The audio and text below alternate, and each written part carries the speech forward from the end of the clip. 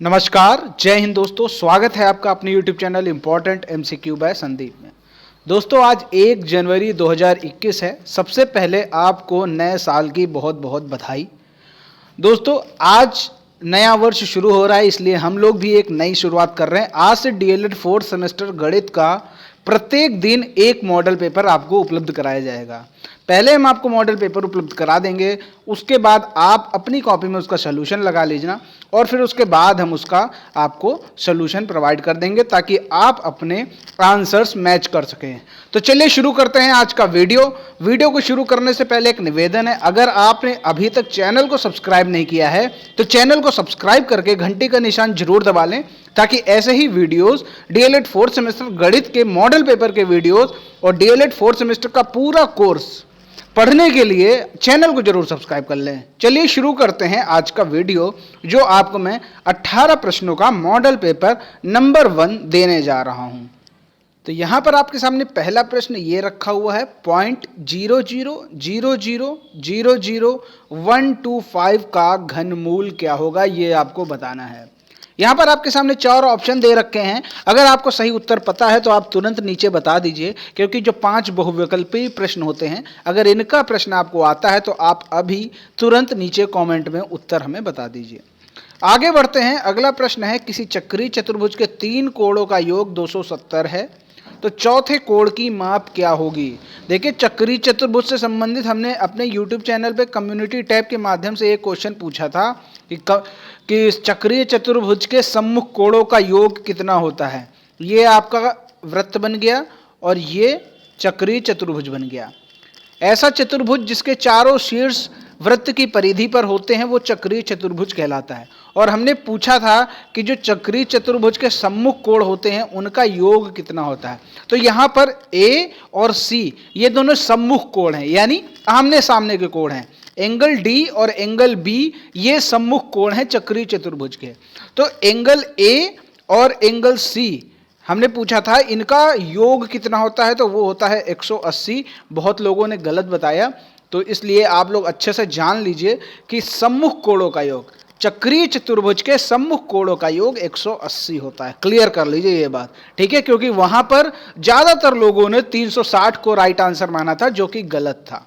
चलिए अब आगे देखते हैं। अगला यहां पर जो प्रश्न है, प्रश्न संख्या 3, एक पासा फेंकने पर प्रतिदर्श समष्टि में अभाज्य संख्या के अवयवों की संख्या कितनी होगी। यानी अगर एक पासा फेंकें तो वहां पर अभाज्य संख्या के अवयवों की संख्या कितनी होगी। 2, 4, 1, 3। जो भी सही उत्तर है नीचे कमेंट में बताइए। अगला यहां पर जो प्रश्न है, 25x² - 625 बराबर 0, x का मान क्या होगा। ऑप्शन आपके सामने है 5, 25, 125 या फिर 625। जो भी ऑप्शन सही है नीचे हमें कमेंट में जरूर बता दें। अगला यहां पर जो प्रश्न है, tan 30/tan 45 × sin 60, इसकी क्या वैल्यू होगी। आपको ट्रिग्नोमेट्री की टेबल अच्छे से आती होगी। अगर आपको नहीं आती तो मैंने ट्रिक के माध्यम से ट्रिग्नोमेट्री की टेबल समझाई है। अगर आपने वो वीडियो नहीं देखा तो नीचे डिस्क्रिप्शन में लिंक मिल जाएगा, आप वहां से ट्रिग्नोमेट्री टेबल को याद करने का सबसे आसान तरीका मैंने बताया, उसको देख लीजिएगा। तो यहां पर इसका क्या आंसर आएगा, 1, 1/√3, 1/2 या फिर 0। जो भी आंसर आए आप नीचे कमेंट में बता दीजिएगा। अब यहां से शुरू होते हैं अति लघु उत्तरीय प्रश्न। प्रश्न संख्या 6 है, 3x² + 10x + 8 बराबर 0 को हल कीजिए। इसका क्या उत्तर आएगा, अपनी कॉपी में नोट कर लीजिए, अपनी कॉपी में इसको सॉल्व कर लीजिए। इसके बाद जब मैं सोल्यूशन वाला वीडियो दूंगा तो आप वहां से अपने नंबर मैच करके हमें कमेंट में बताइएगा कि आपके कितने नंबर आ रहे हैं इन 25 नंबर में। देखिए 1 से 11 तक, प्रश्न संख्या 1 से 11 तक आपको मालूम है 1 नंबर के होते हैं और 12 से 18 तक 2 नंबर के क्वेश्चन होते हैं, ठीक है। तो आप ये सब इसका ख्याल रखिएगा। प्रश्न संख्या 7 है, A बराबर 5, 6, 7, 8, B बराबर 2, 4, 6, 8। तो यहां पर A यूनियन B और A इंटरसेक्शन B ज्ञात करना है आपको। क्लियर, सब आसान सा है, कोई कठिन नहीं है।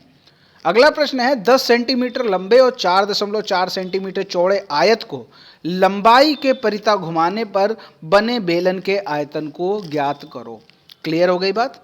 अगला यहां पर जो प्रश्न है, 2 सिक्कों को उछालने पर क्या परिणाम प्राप्त होंगे, ये आपको लिखने हैं कि जब 2 सिक्के उछाले जाते हैं तो कितने परिणाम प्राप्त होते हैं, मतलब कौन कौन से परिणाम प्राप्त होते हैं ये आपको बताना है। कितने आप बताएं चाहे ना बताएं, लेकिन कौन कौन से परिणाम प्राप्त होते हैं ये आपको बताना है।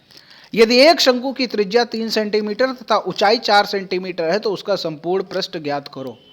ये बता दें कि ऐसे कुछ क्वेश्चन होते हैं जो आपके स्तर से ऊंचे होते हैं और कुछ ऐसे होते हैं जो बिल्कुल लो लेवल के होते हैं, ठीक है।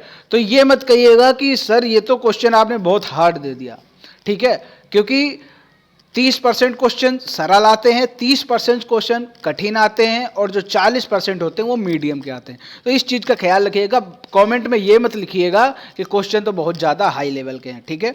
अगला जो प्रश्न है प्रश्न संख्या 11, प्रथम 5 अभाज्य संख्याओं की मध्यिका ज्ञात करो।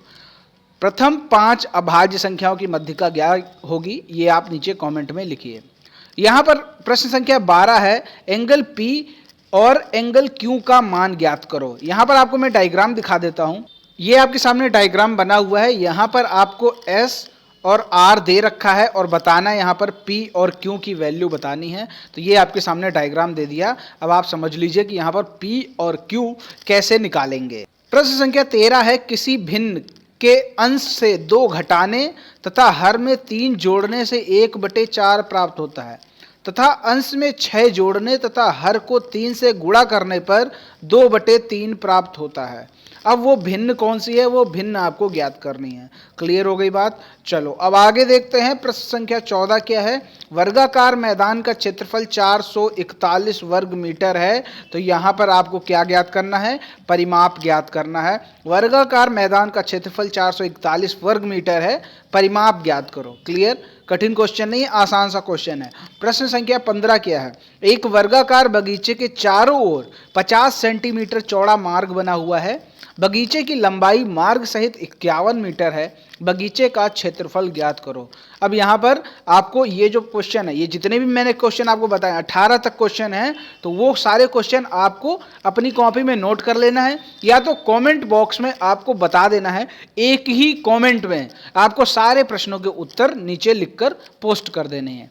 प्रश्न संख्या 16 आपके सामने है, 15x की power 4 plus 3x square minus 18 का गुणनखंड आपको करना है। बहुत आसान सा क्वेश्चन है। 17 नंबर प्रश्न है, मध्यिका ज्ञात करो। पद दे रखे हैं और बारंबारता दे रखी है। पद दे रखे हैं 3, 4, 6, 8, 12। अब इनकी बारंबारता दे रखी है 2, 5, 4, 5, 3। अब इसकी आपको ज्ञात करनी है मध्यिका। क्लियर हो गई बात। देखो इस बार जो परीक्षा होगी जनवरी 2021 में डीएलएड चतुर्थ सेमेस्टर गणित की, वहां पर बहुलक पूछे जाने की संभावना है, ठीक है। बहुलक पूछे जाने 80% ये मान के चलिए बहुलक पूछा जाएगा, 20% संभावना है कि मध्यिका पूछी जाएगी। देखिए पिछले वर्षों का जो पैटर्न रहा है ना कि एक बार बहुलक पूछा जाता है फिर एक बार मध्यिका पूछी जाती है। तो ऐसे करके जो पिछले नवंबर में परीक्षा हुई थी, नवंबर की परीक्षा में मध्यिका पूछा गया था। तो इस बार हो सकता है बहुलक पूछा जाए 2 नंबर में। फिर भी आप अपनी पूरी तैयारी करिए, मध्यिका की पूरी तैयारी रखिए और हो सकता है मध्यिका पूछ लिया जाए या फिर 80% चांसेस है कि बहुलक 2 नंबर में पूछा जाएगा। मध्यिका या बहुलक 2 नंबर में सदैव एक क्वेश्चन जरूर आता है। अगला प्रश्न है प्रश्न संख्या 18, 6 अंकों की छोटी से छोटी पूर्ण वर्ग संख्या ज्ञात करो। जो भी 6 अंकों की छोटी से छोटी पूर्ण वर्ग संख्या है वो आप निकाल लीजिए। क्लियर हो गई बात। उम्मीद करता हूं कि ये सारे प्रश्न आपको ठीक से समझ गए होंगे कि क्या क्या पूछा गया है। कोई भी प्रश्न में अगर आपको डाउट होता है तो आप नीचे कमेंट में बता दीजिए कि यहाँ पर मुझे समझ में नहीं आ रहा, इसमें आखिर निकालना क्या है। देखिए आंसर मैं अभी नहीं बताऊंगा, आंसर मैं अगले वीडियो में बताऊंगा। इन सभी प्रश्नों के सल्यूशन लेकर जब हाजिर होऊंगा तो आपको इन सारे प्रश्नों के उत्तर दूंगा ताकि आप अपने आंसर्स मैच कर सकें और आप अपना स्तर जान सकें कि आप कितने स्तर पर हैं, आपकी गणित की तैयारी कितने स्तर पर है। देखिए इन वीडियोज़ के साथ साथ मैं आपको कोर्स भी पढ़ाता रहूँगा। ऐसा नहीं है कि कोर्स नहीं पढ़ाऊँगा, कोर्स भी पढ़ाऊंगा और इसका एक मैराथन वीडियो भी आपको अवेलेबल जरूर कराऊंगा। उम्मीद करता हूं कि ये सारी चीज़ें आपको पसंद आएंगी और वीडियो पसंद आया है तो वीडियो को लाइक करें, शेयर करें। चैनल को सब्सक्राइब नहीं किया है तो चैनल को सब्सक्राइब करके घंटी का निशान जरूर दबाएं। मिलते हैं दोस्तों अगले वीडियो में, तब तक के लिए जय हिंद, जय भारत।